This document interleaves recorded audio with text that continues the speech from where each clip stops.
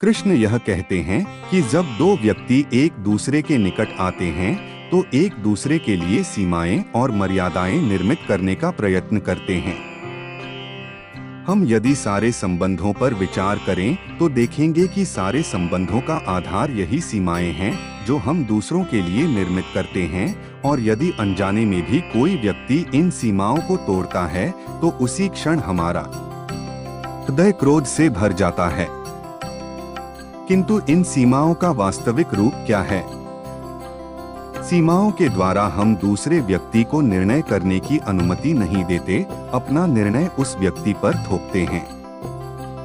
अर्थात किसी की स्वतंत्रता का अस्वीकार करते हैं, और जब स्वतंत्रता का अस्वीकार किया जाता है तो उस व्यक्ति का हृदय दुख से भर जाता है, और जब वो सीमाओं को तोड़ता है तो हमारा मन क्रोध से भर जाता है। क्या ऐसा नहीं होता? पर यदि एक दूसरे की स्वतंत्रता का सम्मान किया जाए तो किसी मर्यादाओं या सीमाओं की आवश्यकता ही नहीं होती।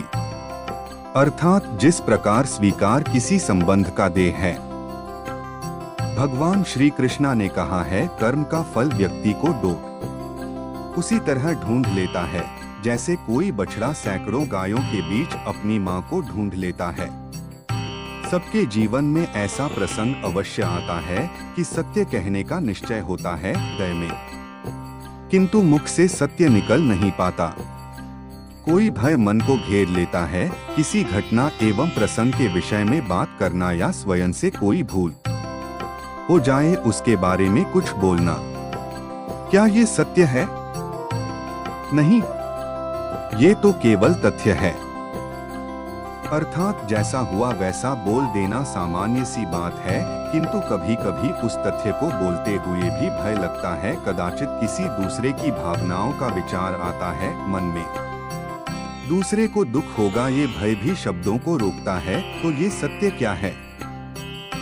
जब भय रहते हुए भी कोई तथ्य बोलता है तो वो सत्य कहलाता है।